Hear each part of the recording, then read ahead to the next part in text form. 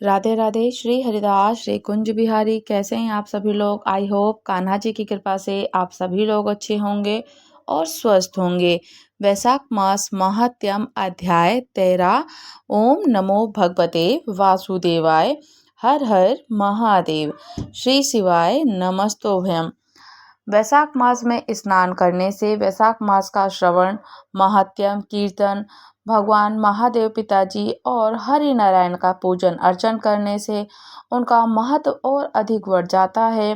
वैशाख मास में धर्म के अनुष्ठान से राजा पुरुयशा का संकट से उद्धार हो गया और वैशाख मास में भगवान जी की कथा को श्रवण करना, कीर्ति का और कीर्तन करना महत्व इतना है कि वैशाख मास में जो भी दान पुण्य किया जाता है वो अक्षय हो जाता है और अक्षय पुण्य फल की प्राप्ति वैशाख मास के स्नान से, अक्षय तृतीया के स्नान से, अक्षय तृतीया के दिन दान करने से और साथ ही साथ में आप किसी भी ब्राह्मण को, किसी भी समय आप उनको एक लोटा जल, घड़ा भरा हुआ पानी, शरबत, मीठा पानी या फिर खड़ाऊ, चप्पल, छाता, जूता, जो आपकी जितनी सामर्थ्यता बन पड़े वो अवश्य दान करना चाहिए।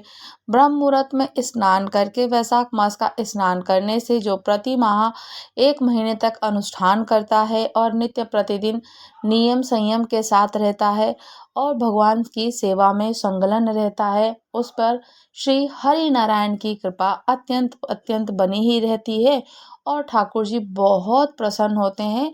उसके सभी मनोकामनाओं को, मनोवांछित फल को प्राप्ति होती है और ठाकुर जी की सानिध्य को प्राप्त करते हैं और बैकुंठ धाम की प्राप्ति होती है। वैशाख मास में स्नान करके हरि नारायण का कीर्तन करना तब बोलते हैं कि ऋतुदेव बोलते हैं, सूत जी महाराज, मेष राशि में सूर्य स्थित होते हैं और मेष राशि के सूर्य स्थित होने पर जो भी व्यक्ति, जो भक्त वैशाख मास में प्रातःकाल स्नान करता है, भगवान विष्णु जी की पूजन अर्चन, कथा, महत्व को श्रवण करता है या वैशाख मास का महात्म्य सुनता है, उसके सब पापों से मुक्त होकर भगवान विष्णु जी के परम धाम को ही प्राप्त होता है। इस विषय में एक प्राचीन इतिहास कहता हूँ, जो कि सब पापों का नाशक, पवित्र कारक, धर्म के अनुकूल, वंदनीय और पुरातन इतिहास है। गोदावरी के तट पर जब शुभ ब्रह्मेश्वर क्षेत्र में महर्षि दुर्वासा जी के 2 शिष्य रहते थे, जो कि परमहंस और ब्रह्मनिष्ठ, उपनिदेश आदि में परमनिष्ठित और इच्छा रहित थे। वह भिक्षा मात्र करके, भिक्षा का मांगकर भोजन करते थे और पुण्यमय जीवन बिताते थे। गुफा में निवास किया करते थे। उनमें से एक का नाम था सत्यनिष्ठ और दूसरे का नाम था तपोनिष्ठ। ये दोनों एक साथ ही रहा करते और वे इन्हीं नामों से तीनों लोकों में विख्यात थे, सत्यनिष्ठ और तपोनिष्ठ। पूरे संसार में इसी नाम से विख्यात हो गए। सत्यनिष्ठ सदा भगवान विष्णु जी की कथा में तत्पर रहते। वो नित्य प्रतिदिन कथाओं का श्रवण करते, कथाओं का वाचन करते, कथाओं ठाकुर जी की लीला का श्रवण करते, ठाकुर जी की लीलाओं को वाचते थे। तो ठाकुर जी की कथा नित्य प्रतिदिन किया करते। जब कोई श्रोता अथवा वक्ता ना होता तब वह अपने नित्य क्रम किया करते।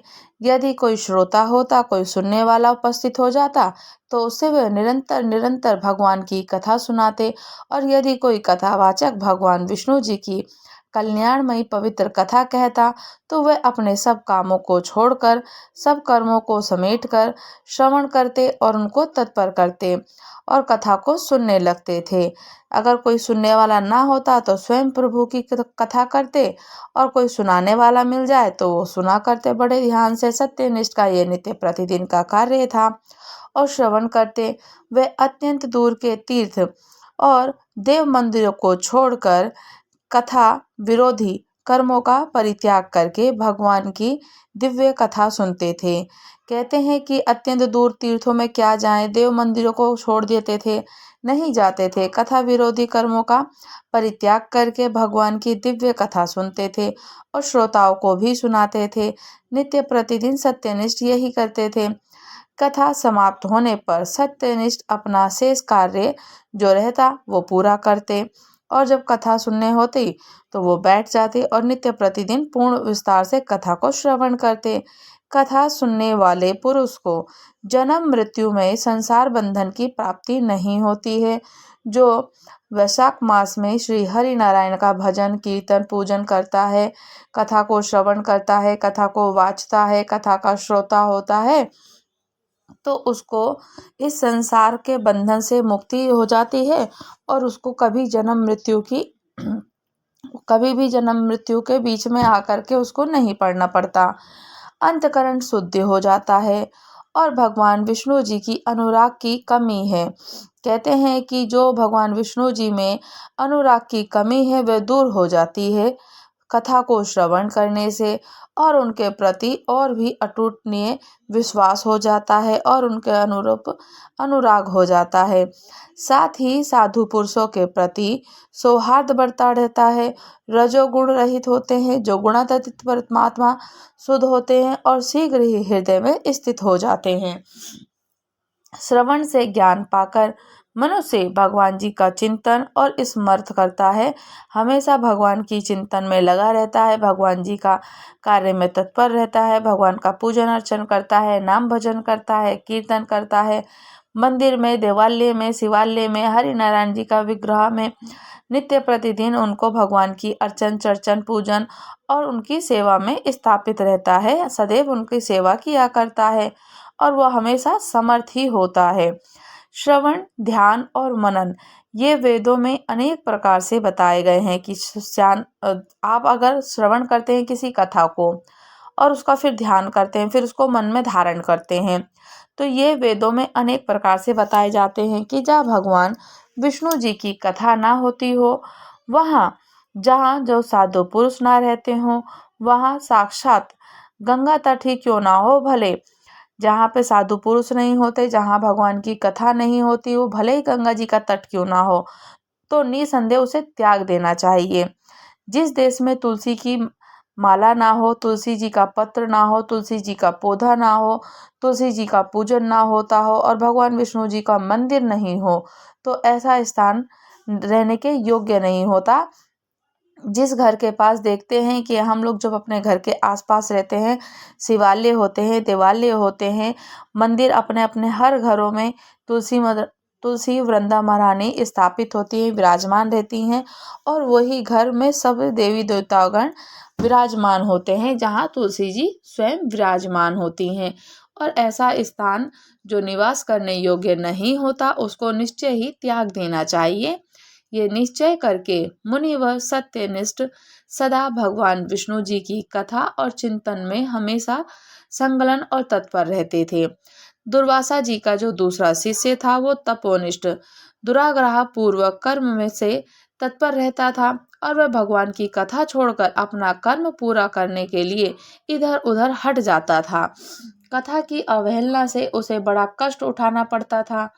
अंततोगत्वा कथा पारायण सत्यनिष्ठ ने ही उसका संकट से उद्धार किया था।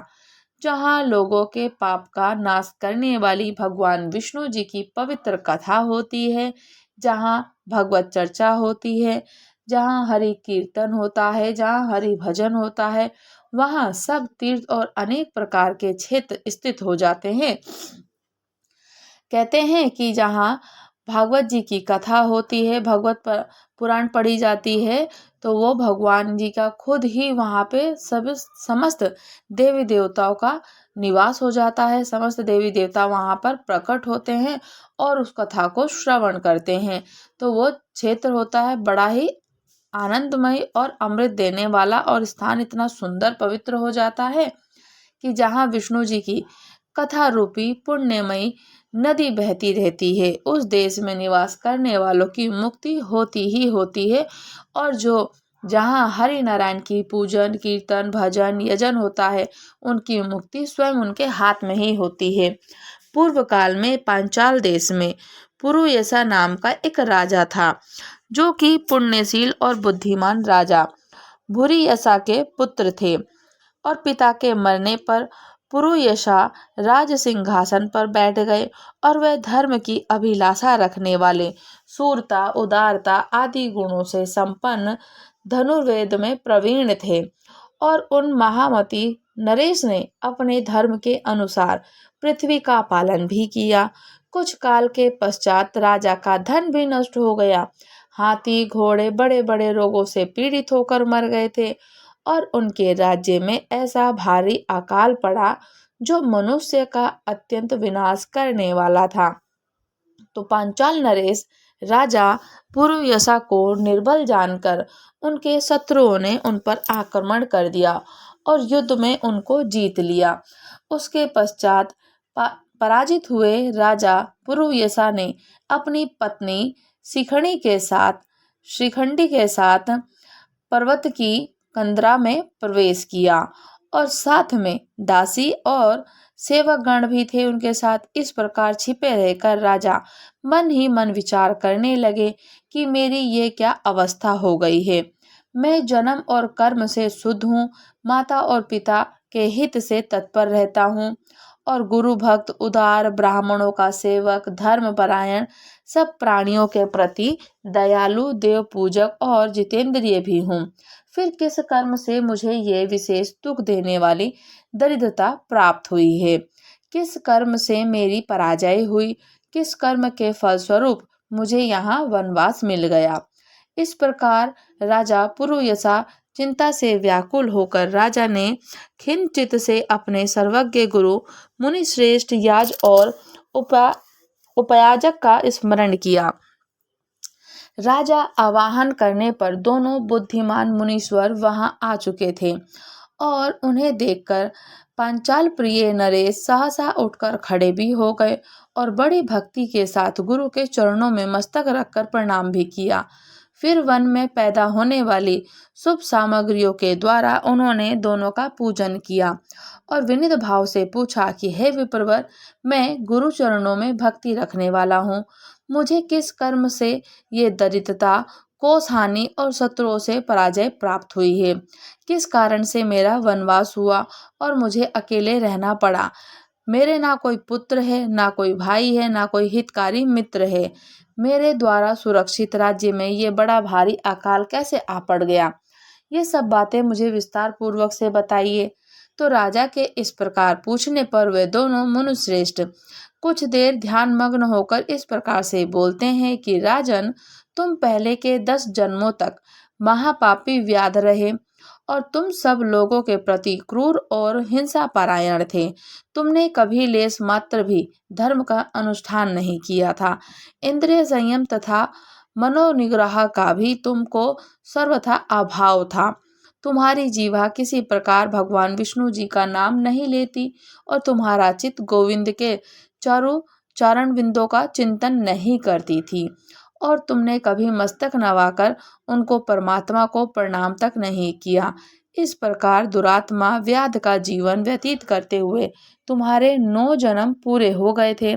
10वां जन्म प्राप्त होने पर तुम स्वसा और स्वम पर्वत पर पुनः व्याध हो गए थे। तो वहां सब लोगों के प्रति क्रूरता करना तुम्हारा स्वभाव हो गया था। तुम मनुष्य के लिए यम के सम्मान थे, दयाहीन, शस्त्रजीवी, हिंसा परायण थे। अपनी स्त्री के साथ रहते हुए भी राह चलने वालों के पथितों को तुम बड़ा कष्ट दिया करते और उन्हें बड़े भारी सठ थे। तो इस प्रकार अपने हित को ना जानते हुए तुमने बहुत वर्ष व्यतीत किए। जिनके छोटे छोटे बच्चे हैं, ऐसे मृगों और पक्षियों के वध करने पर इस कारण तुम दयाहीन और दुर्बुद्धि को जन्म में कोई पुत्र नहीं प्राप्त हुआ। तुम्हें इस जन्म में इसी वजह से तुम्हें कोई पुत्र प्राप्त नहीं हुआ। तुमने सबके साथ विश्वघात भी किया था और विश्वासघात भी किया था, इसलिए तुम्हारा कोई सहोदर भाई भी नहीं है। मार्ग में सबको पीड़ा देते रहे, इसलिए इस जन्म में तुम मित्र रहित हो, तुम्हारे कोई मित्र नहीं है। साधु पुरुष के तिरस्कार से शत्रुओं और तुम्हारी पराजय हुई है। तब कभी दान ना देने के दोष से तुम्हारे घर में दरिद्रता प्राप्त हुई है। तुमने कभी किसी को कोई दान नहीं दिया, ना ही कभी किसी को अन्न का, वस्त्र का, जल का, किसी प्रकार का कोई दान नहीं दिया, तो इसी कारण तुम्हें दरिद्रता प्राप्त हुई।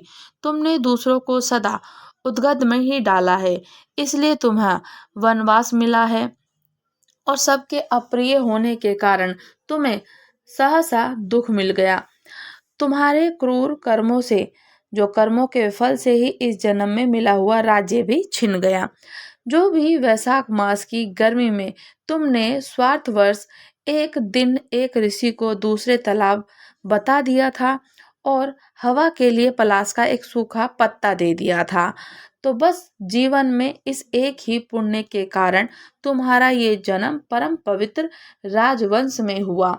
अब यदि तुम सुख, राज्य, धन, धान्य आदि संपत्ति, स्वर्ग और मोक्ष चाहते हो, तो अपना साजुष्य और श्री हरि जी के पद की अभिलाषा रखते हो, तो वैशाख मास के धर्म का पालन करो, इससे सब प्रकार के सुख पाओगे। इस समय वैशाख मास ही चल रहा है, आज अक्षय तृतीया भी है। आज तुम विधि पूर्वक स्नान करके भगवान लक्ष्मीपति जी की पूजा करो। यदि अपने सम्मान ही गुणवान पुत्र की अभिलाषा रखते हो, तो सब प्राणियों के हित के लिए प्याऊ लगवाओ।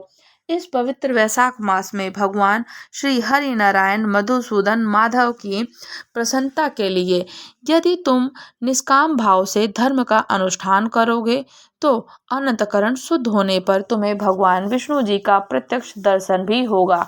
ये कहकर राजा की अनुमति लेकर उन दोनों ब्राह्मण पुरोहित राज जो थे, उनके याज और उपयाज जैसे आए थे वैसे ही अंतर्ध्यान होकर चले गए। उनसे उपदेश पाकर महाराज पुरोयसा ने वैशाख मास के संपूर्ण धर्म का श्रद्धा पूर्वक पालन किया, भगवान मधुसूदन की आराधना की, हरि नारायण की भजन कीर्तन करे। इससे उनका प्रभाव और बढ़ गया। बंधु बांधव उनसे आकर मिल गए। उसके पश्चात वे मरने से बची हुई सेना को साथ लेकर बंधुओं सहित पांचाल नगरी के समीप आए। उस समय पांचाल के राजा के साथ राजाओं का पुनः संग्राम हुआ और महारथी पुरुयसा ने अकेले ही समस्त महाबाहु राजाओं पर विजय पा ली थी। विरोधी राजाओं ने भागकर विभिन्न देशों के मार्गों का आश्रय ले लिया। विजयी पांचाली राजा ने भागे हुए राजाओं को कोस 10 करोड़ और घोड़े, 3 करोड़ हाथी, कोस भर दे दिया था उनको 10 करोड़ घोड़े, 3 करोड़ हाथी, 1 अरब रथ और 10,000 ऊंट और 3 लाख खच्चरों को अपने अधिकार में करके अपनी पुरी में पहुंचा दिया था। वैशाख मास के धर्म के महात्म्य से सब राजा जो थे पुरुयशा, उनके मन के मनोरथ को पुरुयशा को कर देने वाले हो गए और मनोवांछित उनको फल की प्राप्ति हुई और पांचाल देश में अनुपम सुकाल आ गया। भगवान विष्णु जी की प्रसन्नता से इस वसुधरा पर उनका एक छत्र राज्य रहा और गुरुता, उदारता आदि गुणों से युक्त उनके 5 पुत्र हुए, जो कहते हैं इनके नाम है धृष्ट कीर्ति, धृष्ट केतु, धृष्ट धूमन, विजय और चित्रकेतु नाम से ये प्रसिद्ध हो गए। धर्म पूर्वक प्रतिपालित होकर समस्त प्रजा राजा के प्रति अनुरक्त हो गए थे और उसी क्षण उन्हें वैशाख मास के प्रभाव का निश्चय भी हो गया था। तब से पांचाल राज्य में भगवान विष्णु जी की प्रसन्नता के लिए वैशाख मास के धर्म का निष्काम भाव से बारंबार पालन करने लगे और अपनी प्रजा को भी सबको कह दिया कि वैशाख मास के धर्म का पालन करो। उनके इस धर्म से संतुष्ट होकर भगवान विष्णु जी ने उन्हें अक्षय तृतीया के दिन प्रत्यक्ष अपना दर्शन दिया। तो वैशाख मास का स्नान, वैशाख मास का महत्यम अनंत अनंत कोटि गुणा बहुत बड़ा है, जो कि ठाकुर जी की पूजन, यजन, कीर्तन करने से हर व्यक्ति को मिल जाती है, जो उसके मन की मनोकामनाएं होती हैं। और ठाकुर जी की पुण्य आत्मा जो होती है, हम लोग को ठाकुर जी के बैकुंठ धाम ही लेकर के जाती है। और ठाकुर जी की जो हम कभी किसी भी पाप से, किसी भी तरीके से जो कोई पाप किए होते हैं ना, वो सारे पाप नष्ट हो जाते हैं। और कहते हैं कि जब हम भजन कीर्तन या वैशाख मास का स्नान करते हैं, साधु संतों का सत्संग करते हैं, तो हमारे मन की जो बुद्धि है वो मलिन हुई होती है, वो मन की बुद्धि भी शुद्ध हो जाती है, हृदय भी जो शुद्ध हो जाता है। और पुरुष की आत्मा को कहते हैं, जो पुरुष होते हैं, वैज्ञानिक पुरुष होते हैं, वो हमेशा ही स्नान, ध्यान, भजन, कीर्तन, पूजन, यजन, तर्पण करते हैं, तो उनको अपनी राह दिखाई ही देते हैं, जो ठाकुर जी की पूजन अर्चन करते हैं। जो भी व्यक्ति वैशाख मास का अनुष्ठान करता है, संकल्प लेता है, वैशाख मास का स्नान करता है या उपवास करता है, एक पहर भोजन करता है, तो उसके महान पुण्य करने वाले मनुष्य इसी प्रकार दिव्य लोकों में ही आते और जाते रहते हैं। पुण्य ही सर्वत्र आने और जाने का कारण है। जो हम पुण्य करते हैं, जो हमारा राहगीर का खर्चा होता है, यही सब चीज़ें हम लेकर के जाते हैं। जो हमने पुण्य किए हों वही हमें पुण्य प्राप्त होता है। और कहते हैं कि यही हमारा प्रादुर्भाव होता है। जैसे हमारा पुण्य कर्म होता है, उसी के हिसाब से हमारा प्रादुर्भाव भी लिखा जाता है। तो पूर्व काल में विप्रवर जब यमलोक में गए थे, तो वहाँ बहुत से नरक जीवों की नरक से निकाल कर वहीं यहाँ पर मृग संघ हो या ठाकुर जी के जितने भक्त रहें, जो भी पापों से मुक्त होते हैं या पापों की योनि में जाते हैं या पाप करने के बाद में नरक में जाते हैं, तो उनके जो भक्त होते हैं, उनको जो स्पर्श करके वायु चलती है, वो भी बड़ी शीतलता प्रदान करती है और उनको नरक से निकाल के ही ले आती है। और कहते हैं कि जब त्रेता युग में भगवान विष्णु हरि नारायण श्री रामचंद्र जी का राज्य करते थे, तभी एक समय किसी ब्राह्मण का पुत्र मरकर यमलोक में गया और पुनः वह जी उठा था। क्या वह बात तुमने सुनी है? नहीं सुनी थी तो अब सुनो। देवकी नंदन श्री कृष्ण जी ने अपने गुरु सांदीपनि जी के पुत्र को, जिसे बहुत दिन पहले ही ग्रह ने अपना ग्रास बना लिया था, और यमलोक से ले आकर गुरु को अर्पण कर दिया था। और ठाकुर जी के जो गुरु हैं सांदीपनि जी हैं, और उनके पुत्र को ग्रह ने खा लिया। तो इस प्रकार से कोई मनुष्य यमलोक से लौट आए, इस विषय में संदेह कोई नहीं करना चाहिए। भगवान की कृपा होती है, भगवान का भजन कीर्तन होता है, भगवान की भक्ति में इतना बल होता है कि वो यमपुरी से भी वापस आ जाता है। अब और क्या सुनना चाहोगे, मुझे बताओ। तो कहते हैं कि वह कैसे यमलोक से वापस आया, मुझे आप नरक में से पाप योनि में से कैसे मुक्त कराया, आप मुझे सविस्तार से वर्णन कीजिए। तब महात्मा बोलते हैं कि सब पापों को नाश करने वाला, तुम सावधान होकर बुद्धिमान, जो कहते हैं कि बुद्धिमान जो निवासी था वो नंदीग्राम के निवासी थे, और वे सदा अपने धर्म के अनुष्ठान में लगे रहते, वैशाख मास का स्नान करते, सभी प्राणियों के हितैषी भी थे, सदा भगवान का यजन कीर्तन स्वाध्याय में तत्पर रहते, और समय पर अन्य भाव से श्री हरि विष्णु जी की आराधना किया करते। महायोगी अपने कुटुंब के साथ रहते और नित्य अग्निहोत्र करते।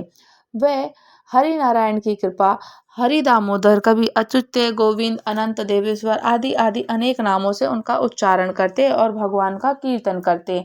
देवता की आराधना छोड़कर वे किसी काम में उन ब्राह्मण देवता का मन भी नहीं लगता था। उनको स्वप्न में भी श्री हरि नारायण ही दिखते थे। एक दिन सूर्य नंदन यमराज ने अपने भयंकर दूतों को आज्ञा दे दी कि जाओ नंदीग्राम निवासी के, जो उसका निवासी है, वहां से उस ब्राह्मण के यहाँ को वहां पे से पकड़ के ले आओ। और ये आदेश सुनकर यमराज के दूत वहां चले गए उनके पास नंदीग्राम में, और उन महात्मा को यमलोक में पकड़ कर ले गए। तो ब्राह्मण पुष्कर को आते देख यमराज मन ही मन बड़े भयभीत हो गए थे। आसन से उठकर खड़े हो गए और फिर मुनि को आसन पर बिठाकर उन्होंने दूतों को फटकारा लगा दिया कि तुम लोगों ने ये क्या किया। मैंने तो दूसरे पुष्कर को लाने के लिए कहा था, और तुम लोगों ने कितने पापपूर्ण विचार हैं। भला इन सब धर्मों के ज्ञाता विशेष भगवान विष्णु जी के भक्त, सदा स्नान करने वाले, वैशाख मास का स्नान करने वाले और उनका उपवास करने वाले, हरि भजन का, नारायण का कीर्तन करने वाले, यजन करने वाले महात्मा पुरुष को तुम यहाँ मेरे समीप क्यों ले आए। दूतों को इस प्रकार से यमराज ने डांटा, तो प्रेतराज यम ने पुष्कर से कहा कि ब्राह्मण, तुम्हारे पुत्र और स्त्री आदि सभी बंधु बांधव बहुत व्याकुल हो रहे होंगे, तुम भी अभी चले जाओ। तब पुष्कर ने यम से कहा कि भगवान, जहाँ पापी पुरुष यातना यम शरीर धारण करके कष्ट भोगते हैं, उन सब के नरकों को मैं देखना चाहता हूँ। यह सुनकर सूर्य कुमार यमराज ने पुष्कर को सैकड़ों और हजारों नरक दिखा दिए। पुष्कर ने देखा कि पापी जीव नरक में पड़कर बड़ा कष्ट भोगते हैं। कोई सूली पर चढ़े हैं तो किन्हीं को व्याघ्र खा जाते हैं और जिससे वह अत्यंत दुखी होते हैं, और कोई तपे हुए बालों में जल रहे हैं, किन्हों को कीड़े खा रहे हैं, कोई जलते हुए घड़े में डाल दिए गए हैं और कोई कीड़ों से पीड़ित हैं। तो इस प्रकार से जब उन्होंने देखा, कोई किसी को आरे से चीर रहा है, कोई किसी को कुल्हाड़ी से काट रहा है, किन्हीं को खारी कीचड़ में कष्ट भोगना पड़ रहा है, किन्हीं को सुई चुभाई जा रही है, किसी को सर्दियों से पीड़िता हो रही है, या अन्य जीवों को नरक में पड़कर यातना भोगते हुए देखकर पुष्कर जीव ब्राह्मण को बड़ा ही दया आई और उनको बहुत दुख हुआ। वे उनसे बोले, क्या आप लोगों ने पूर्व जन्म में कोई पुण्य नहीं किया था जिससे ये यातना पड़कर आपको यहाँ पे नरक में भोग रहे हो दुख? तब नरक के जीवों ने कहा कि हे विप्रवर, हमने पृथ्वी पर कोई पुण्य तो नहीं किया था, इसी से ये यातना और नरक में भोग रहे हैं और ये यातनाएं पीड़ाएं सह रहे हैं, बहुत कष्ट उठाते हैं। हमने पराई स्त्रियों से अनुराग किया, दूसरे के धन चुराए, जीवों की हिंसा की, बिना अपराध ही दूसरों का लांछन लगा दिए, ब्राह्मणों की निंदा की और उसके भोजन किए बिना ही हम सब ने भोजन कर लिया। हमें अनेक प्रकार से बहुत सारे किसी भी प्रकार से कोई कार्य ऐसा नहीं छोड़ा कि जिसमें हमने पाप नहीं किया हो। प्यासी गाय हो तो जल की दौड़ती हुई जाती थी तो हम उनको सदा पानी पीने में विघन डाल देते थे और हमने उनको किसी प्रकार से पानी नहीं पीते। याचकों को दान देने लगे हुए धार्मिक पुरुषों के कार्य में हम हमेशा रोड़े अटकाया करते थे। हमने किसी भी प्रकार से कोई भी पुण्य काम नहीं किया। हम धरोहर हड़प लेते थे, मित्रों से द्रोह करते, झूठी गवाही देते और इसी पाप के कारण हम यहाँ आज यातना भोग रहे हैं। तब पुष्कर ब्राह्मण ने कहा, क्या आप लोगों ने भगवान जनार्दन का एक बार भी पूजन नहीं किया? इससे आप ऐसी भयानक दशाओं को पहुंचे हैं। जिन्होंने समस्त लोकों के स्वामी भगवान पुरुषोत्तम का पूजन किया, उस मनुष्य को मोक्ष तक तो हो सकता है, फिर पाप क्षय तो क्या ही बात की जा सकती है। तो आप लोगों ने पुरुषोत्तम श्री हरि नारायण जी के चरणों में मस्तक भी नहीं झुकाया, इससे आपको यह अत्यंत भयंकर नरक की प्राप्ति हुई है। अब यहाँ हाहाकार करने से भला क्या ही लाभ? तुम इस तरीके से यातना सह रहे हो तो हाहाकार कर रहे हो। निरंतर भगवान हरि का स्मरण करो, वह विष्णु के समस्त पापों को नाश करने वाले। तुम्हें यहाँ से जगदीश्वर नामों का कीर्तन करता हूँ। मैं भी यहाँ हरि नारायण का कीर्तन कर रहा हूँ और वही नाम निश्चय ही आपका कल्याण भी करेंगे। नरक के जीवों ने कहा कि ब्राह्मण, हमारा अंतकरण पवित्र है, हमारा अंतकरण जो है वो अपवित्र है, हम पवित्र नहीं हैं, हम अपने पाप से संतप्त हैं। ऐसे समय में आपके शरीर को छूकर बहने वाली जो वायु है वह परम आनंद प्रदान करती है। हे ब्राह्मण, आप कुछ देर तक यहाँ ठहर जाइए, जिससे हम दुखी जीवों का क्षण भर भी तो सुख मिल सके। आपके दर्शन से भी हमें बड़ा संतोष हो रहा है। हम महापापी जीवों पर भी आपकी कितनी दया है। तब यमराज ने कहा, धर्म के ज्ञाता पुष्कर, तुमने नरक देख लिया, अब जाओ, तुम्हारी पत्नी और दुख के शोक में डूब रही होगी। पुष्कर बोले, भगवान यमराज, जब तक मैं इन दुखी जीवों की आवाज कानों में पड़ती है तब तक मैं यहाँ से कैसे जा सकता हूँ, और मुझे क्या सुख मिलेगा? मैं किस प्रकार से इनको छोड़ करके जा सकता हूँ? तो आप किंकरों की मार खाकर जो आग के ढेर में गिर रहे हैं, नरक की आवाज इनको रात की पुकार सुनाई दे रही है, तो मैं कैसे जा सकता हूँ और मैं कैसे सुखी हो सकता हूँ? मुझे बचाओ, मेरी रक्षा करो, मुझे बचाओ, मेरी रक्षा करो। इस प्रकार से इनकी आवाज आ रही है और सबके ईश्वर सर्वव्यापी श्री हरि जी का मैं नित्य आराधना करता हूँ। इस समय सत्य के प्रभाव से नरक जीव के तत्काल मुक्त हो जाएं। भगवान विष्णु सब में स्थित हैं और सब कुछ भगवान विष्णु जी में ही स्थित है। इस सत्य से ही नरक की जीवों का तुरंत कलेश से छुटकारा हो जाए। हे कृष्ण, हे जगदीश्वर, हे जगन्नाथ, हे जनार्दन, यहाँ नरक के भीतर यातना में पड़े हुए इन सब जीवों की रक्षा कीजिए। पुष्कर ब्राह्मण था जो इस तरह से उच्चारित करता भगवान का नाम लेकर नरक में पड़े हुए सभी पापी तत्काल उससे छुटकारा पा गए और वे सब बड़ी प्रसन्नता के साथ पुष्कर से बोले कि ब्राह्मण, आपने हमें नर्क से मुक्त कराया है। इस संसार में आपकी अनुपम कीर्ति का विस्तार होगा। यमराज को भी इस घटना का बड़ा विस्मय हुआ। वे पुष्कर ब्राह्मण के पास जाकर प्रसन्नचित्त होकर वरदान के द्वारा उन्हें संतुष्ट करने लगे। बोले कि धर्मात्मा, तुम पृथ्वी पर जाकर सदा वहीं रहो। तुम्हें तुम्हारे हृदय के साथ मुझे कोई भय नहीं है और तुम्हारी रक्षा सदैव होगी।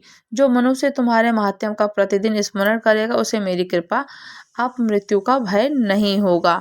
इस तरीके से यमराज कहते हैं और यमराज जी उनको पुनः धरती पर वापस भेज देते हैं। वैशाख मास महात्म्य अध्याय 13 समाप्त हुआ। राधे राधे। श्री हरिदास श्री कुंज बिहारी। अगर आप लोग हमारे चैनल पर नए, चैनल को लाइक शेयर सब्सक्राइब करना बिल्कुल ना भूलें और मुझे कमेंट्स करके ज़रूर बताइएगा कि आपको कथा कैसी लगी। आप लोग भी वैशाख मास का स्नान करें। जितना हो सके, जितनी आपकी सामर्थ्यता बन पड़े उतना आप दान जरूर कीजिए। दान करने से ही पुण्य फल की प्राप्ति होती है, हमारा राहगीर का खर्चा होता है और हमें नरक की यातनाओं को नहीं भोगना पड़ता। और आप पृथ्वी पर हैं तो आपकी जितनी सामर्थ्यता बन पड़े 10, 20, 50, 100 अपनी सामर्थ्यता के अनुसार। देखिए, हम भजन कीर्तन तो कर ही सकते हैं, दान पुण्य तो चलिए ठीक है कि हमारी जितनी सामर्थ्यता है हम उसके अनुसार करते हैं, किंतु इसमें कोई हमें सामर्थ्यता के अनुसार नहीं देखना पड़ता। ठाकुर जी की पूजन अर्चन भजन कीर्तन नाम जप उच्चारण करते रहना चाहिए। वैशाख मास का स्नान हरि नारायण जी को बहुत प्रिय है। जो ठाकुर जी को छोटी छोटी चीज़ें प्रसन्नता पहुँचाती है उससे ठाकुर जी की अनंत कृपा जो हम पे प्राप्त होती है वो बनी ही रहती है। इससे ठाकुर जी को अनंत अनंत प्रिय है वैशाख मास का स्नान, वैशाख मास की कथा महात्म्य को श्रवण करना, ठाकुर जी के कथाओं का स्मरण करना, उनके नामों का उच्चारण करना। उठते बैठते सोते जागते स्नान करते टाइम आप जो मन करे पंचाक्षर अष्टाक्षर द्वादक्षर शरणाक्षर मंत्र का उच्चारण कर सकते हैं। और जो वैशाख मास का स्नान होता है, वैशाख मास में थोड़ा सा भी अगर आपने दान किया वो अक्षय पुण्य फल की प्राप्ति करता है। और आप एक छोटा सा 1 लोटा जल, 1 घड़ा पानी या फिर आप अपनी सामर्थ्य के अनुसार जो इच्छा हो आप वो दे सकते हैं। राधे राधे। श्री हरिदास श्री कुंज बिहारी। मुझे कमेंट्स करके ज़रूर बताइएगा कि आप लोग वैशाख मास का स्नान कर रहे हैं और नहीं कर रहे हैं तो ज़रूर से ज़रूर वैशाख मास का स्नान कीजिए। राधे राधे।